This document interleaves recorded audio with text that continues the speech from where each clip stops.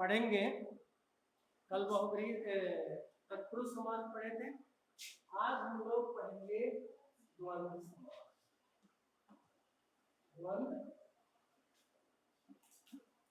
आज दिनांक कितना हो गया?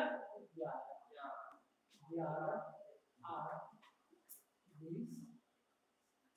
ठीक है, द्वंद्व समास। अब हम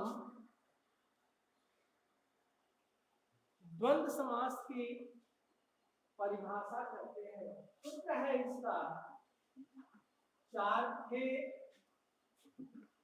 द्वंद्व। 4 थे द्वंद्व। ठीक है, 4 थे। च अर्थ थे द्वंद्व। च के अर्थ में द्वंद्व समास। देखिए कि जिस समास में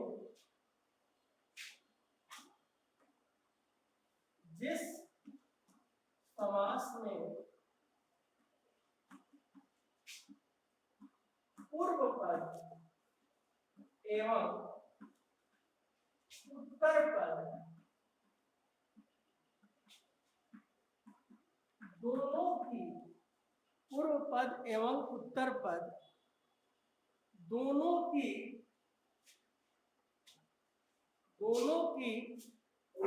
प्रधानता हो, दोनों की प्रधानता हो, उसे द्वंद्व समास कहते हैं। जिस समास में पूर्व पद और उत्तर पद दोनों की प्रधानता हो उसे हम कौन समास कहते हैं? द्वंद्व समास कहते हैं। जैसे हम कहते हैं रामः च लक्ष्मणः। देखिए राम भी प्रधान है और लक्ष्मण भी प्रधान है। तो जिस समास में दोनों पदों की प्रधानता हो उसे हम कौन समास कहेंगे? अब हम जब एक पद बनाएंगे तो दोनों च को हटाते हैं। ठीक है, और जब च को हटाएंगे तो एक के लिए एक वचन, दो के लिए द्विवचन। तो जो अंतिम पद रहता है उत्तर पद, उसके साथ हम विभक्ति लगाते हैं। तो क्या हो जाएगा? आप लोगों को बताए गए थे राम लक्ष्मण, राम लक्ष्मण। ठीक है, राम लक्ष्मण। क्लियर हो गया? अब हम देखेंगे आप लोग फिर से कि द्वंद्व समास, मिटाइए इसको,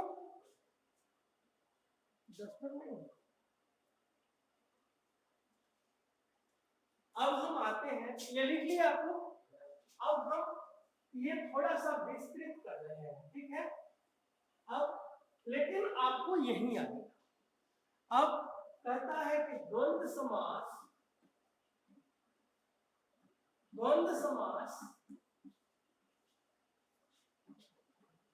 3 प्रकार के होते हैं।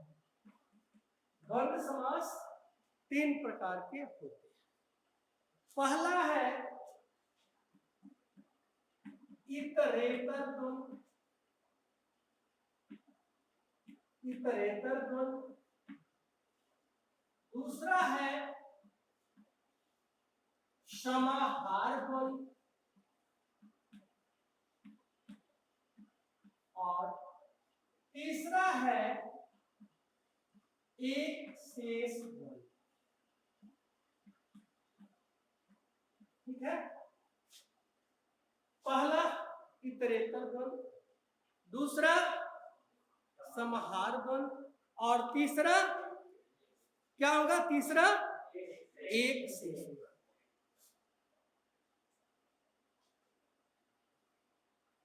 ठीक है, अब हम आते हैं इतरेतर द्वंद्व। ठीक है, इसको कहते हैं कि शब्दों की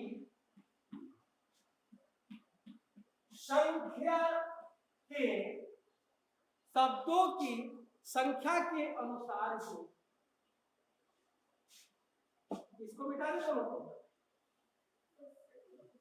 शब्दों की संख्या के अनुसार ही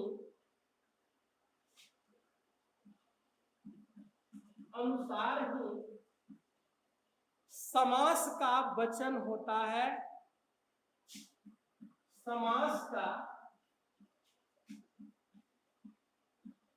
वचन होता है, समास का वचन होता है, और अंतिम शब्द का ही लिंग और अंतिम शब्द का ही लिंग, अंतिम शब्द का ही लिंग समास का लिंग होता है, समास का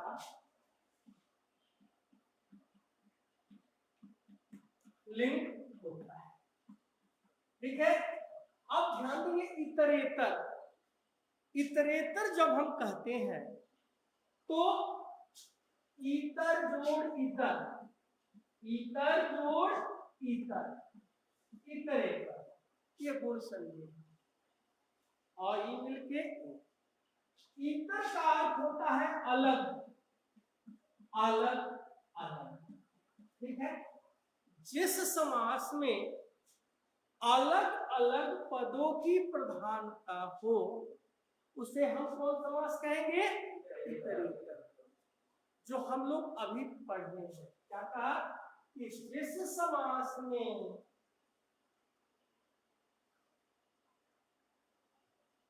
शब्दों की संख्या के अनुसार ही समास का वचन होता है और अंतिम शब्द का ही लिंग समास का लिंग होता है। ठीक है, यानी जिस समास में अलग अलग पदों की प्रधानता हो उसे हम इतरेतर द्वंद्व कहते हैं। जैसे, और ये भी लिखेंगे, विग्रह करते समय, विग्रह करते समय इसके दोनों पदों को च से जोड़ देते हैं, यानी दोनों पदों के साथ हम क्या लगाते हैं? च लगाते हैं। ठीक है, जैसे जैसे आगे आते हैं तो हमने कहा आप लोगों से कि जिस समास में अलग अलग इतरेतर, इतर जोड़ इतर, अलग अलग, जिस समास में अलग अलग पदों की प्रधानता हो उसे हम कौन समास कहेंगे?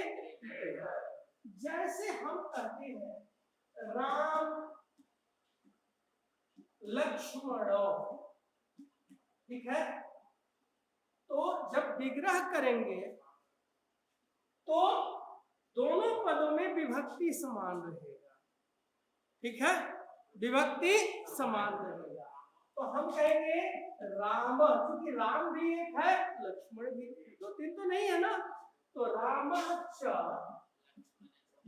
लक्ष्मण च, राम च लक्ष्मण च। यदि हम आप लोगों से प्रश्न करें कि आप लोग बताइए शब्दार्थों, ऑनलाइन वालों से प्रश्न करेंगे, शब्दार्थों का विग्रह करें ऑनलाइन में जो है, हाँ बोलिए बोलिए, शब्द अर्थ,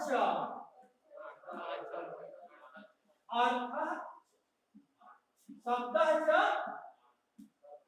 ठीक है। यदि हम आपसे कहें धर्मार्थ, बोलिए, क्या होगा?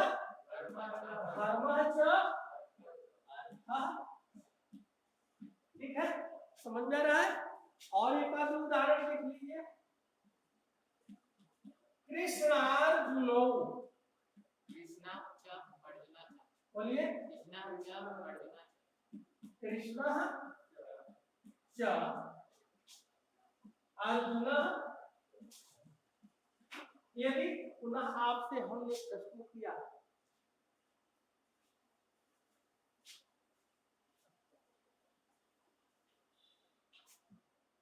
भीमार्जुनो, क्या होगा? भीमा च अर्जुन। ठीक है, यदि हम आपसे कहें प्रश्न नारद व्यासो,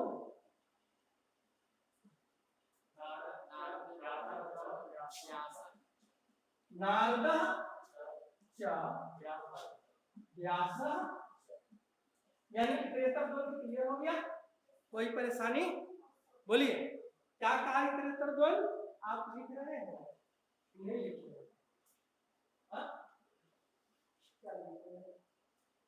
अब मान लो हम इसको मार के मुंह तोड़ दें तो यदि रिकॉर्डिंग हो रहा है, ये तो अच्छी बात है। हम कैसे अच्छा बनाएंगे? बना पाएंगे? बोलो, नहीं बना सकते। दुनिया की कोई ताकत आपको अच्छा नहीं बना सकती। जब एक एक शब्द का हम अलग अलग विग्रह करके बता रहे हैं और आपको पता नहीं हो गया, मिटाएं इसको। अगला आते हैं हम। देखिए, ये मेन है, आपको यही आएगा, ठीक है, लेकिन आप लोगों को जानना भी जरूरी है, ठीक है, कि द्वंद्व समास के तीन भेद। दूसरा है समाहार। समाहार कहता है जातिवाचक शब्दों का समास। समाहार द्वंद्व जातिवाचक शब्दों का समास होता है। जातिवाचक शब्दों का समास होता है। विग्रह के अंत में समाहार लिखा जाता है। विग्रह के अंत में समाहार लिखा जाता है। विग्रह के अंत में क्या लिखा जाता है? और समास होने पर शब्द के अंत में और समास होने पर शब्द के अंत में, शब्द के अंत में नपुंसक लिंग एक वचन का प्रयोग किया जाता है। नपुंसक लिंग एक वचन का प्रयोग किया जाता है। ठीक है, ध्यान दीजिए। समाहार द्वंद्व यानी समाहार द्वंद्व जातिवाचक शब्दों का समास होता है। जातिवाचक शब्दों का समास होता है। विग्रह के अंत में जब विग्रह करते हैं, जैसे राम लक्ष्मण, विग्रह किए ना, हम इसी को विग्रह पद कहते हैं। तो जब हम समाहार द्वंद्व का विग्रह करेंगे तो कहता है कि विग्रह के अंत में क्या लिखेंगे? समाहार। विग्रह के अंत में क्या लिखेंगे?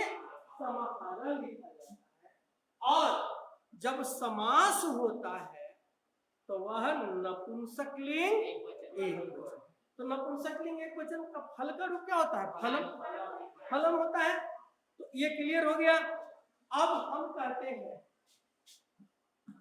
पाणिच पादौ च तेषां समाहारः। पाणिच पादौ च तेषां समाहारः। अब इसको एक पद बनाएंगे तो कहता है कि इसे क्या करेंगे, नपुंसकलिंग एक वचन। तो फलम होता है तो क्या होगा, पानी पादौ। ठीक है, पानी का मतलब होता है हाथ और पाद का मतलब यानी हाथ और पैर का समूह। ठीक है, हाथ और पैर का समूह। ये आप लोगों को कम ही चांस है लेकिन आप ध्यान देंगे। ठीक है, हो गया क्लियर?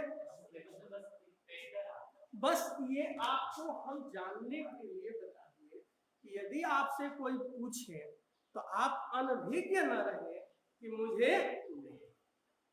ठीक है, अगला मिटाए इसको। अगला है एक से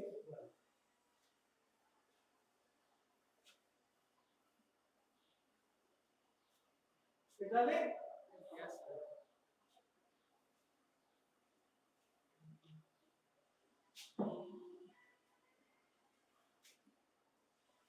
एक शेष ध्वनि, एक शेष ध्वनि। ये कहता है कि यह समास केवल जुगल शब्दों का समास होता है। यह समास केवल जुगल शब्दों का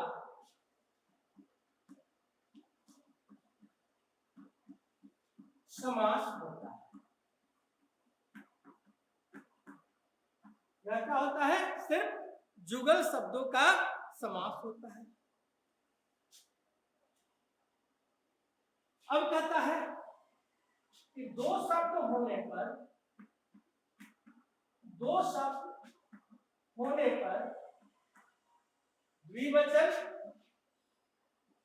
द्विवचन और दो से अधिक होने पर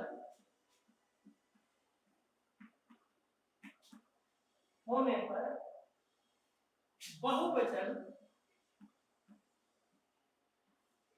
का प्रयोग किया जाता है। ठीक है, क्या कहा, एक शेष ध्वनि। यह समास केवल जुगल शब्द, जुगल मतलब स्त्रीलिंग, जुगल शब्दों का समास होता है। ठीक है, यदि दो रहता है तो अंतिम पद के साथ क्या लगाते हैं, द्विवचन। ठीक है, दो से अधिक रहता है तो क्या लगाते हैं, तो हम कहेंगे माता च पिता च, माता च पिता च। ठीक है, तो यहाँ पिता है, अंत में पिता है, तो एक के लिए एक वचन, दो के लिए द्विवचन। तो पिता का द्विवचन में क्या होता है, पितरो।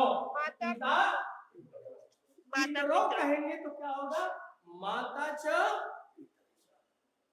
अब हम यदि आपसे कहें कि भ्राता रह तो क्या होगा, भ्राता च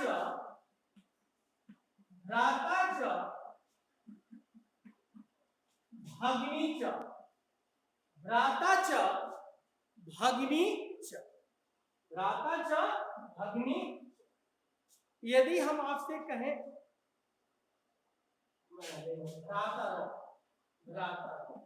भ्राता च, यदि हम आपसे प्रश्न करें काको, बोलो क्या होगा,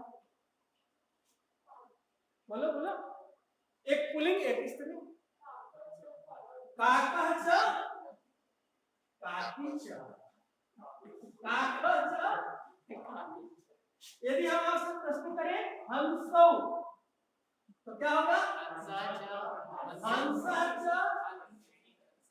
हंसी हंसी हंसी हंसा च ये हमारा आज द्वंद्व समास है। द्वंद्व समास से कुछ इंपॉर्टेंट हम आप लोगों को दे रहे हैं, उसे आप नोट कर लें। ठीक है मिटाएं, आप लोग लिख लीजिए जल्दी।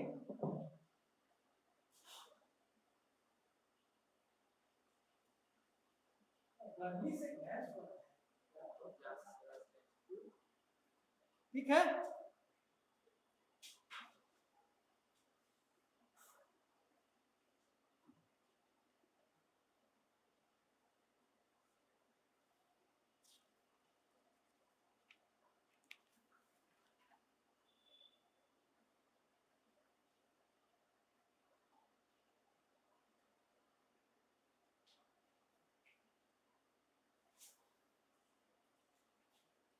हो गया।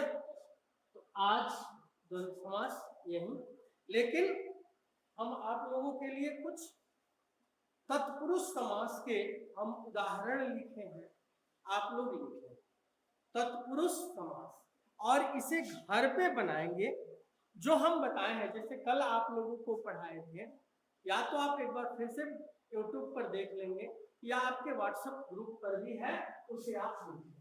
ठीक है कितना टाइम हो रहा है? Yes sir.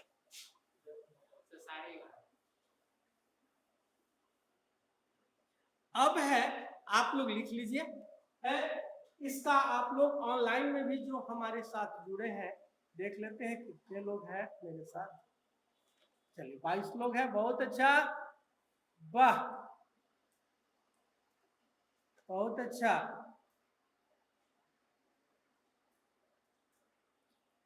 अब हम लिखते हैं तत्पुरुष समास के कुछ उदाहरण। ठीक है, इसे आप घर पे बनाएंगे। ठीक है ना,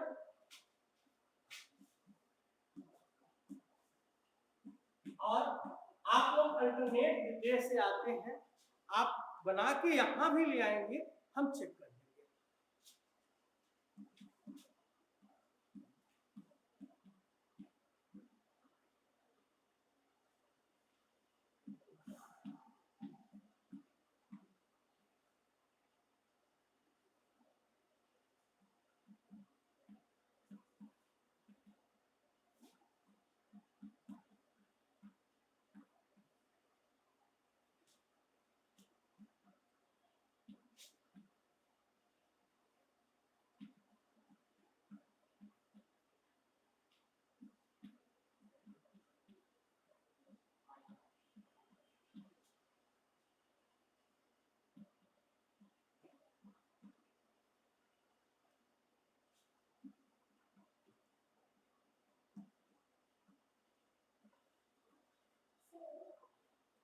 आप लोगों को दिखाई दे रहा है ना?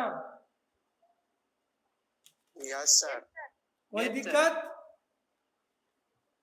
No sir.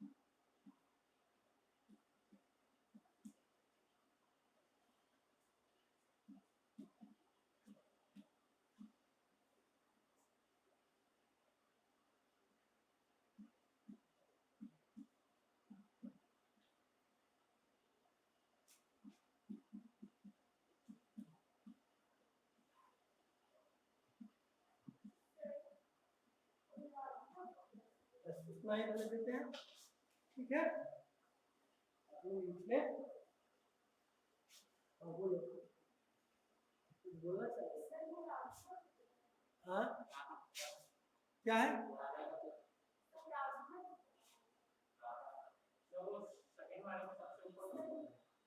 देवाधिपति और ऊपर है राधा पुत्र विद्यालय काकध्वनि। एक बार फिर से देख ले, हम बोल देते हैं। विद्या समम तत्व ज्ञानम सत्य समम प्रश्नोत्तर मालिका साधुजन मैत्री त्याग समम दानवीरा मोहग्रस्तम रजोगुण समुद्भव।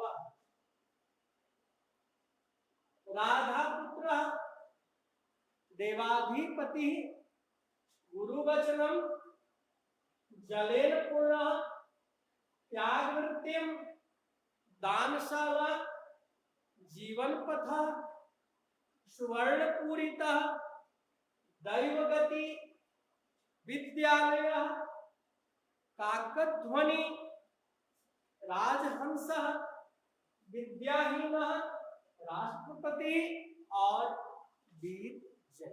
तो ध्यान देना है आप लोगों को कि ये आप लोग जो हमारे ऑनलाइन में है अभी वो आज बनाएंगे, कल मुझे दिखाएंगे।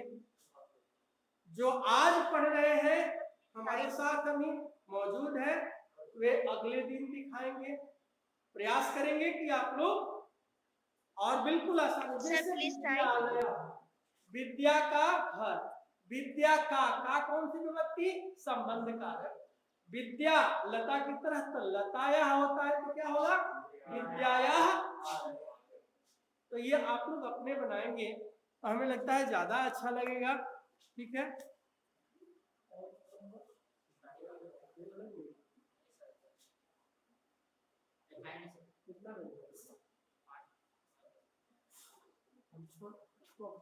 ठीक है, आप सभी लोगों को मेरा धन्यवाद। Thank you sir. Thank you.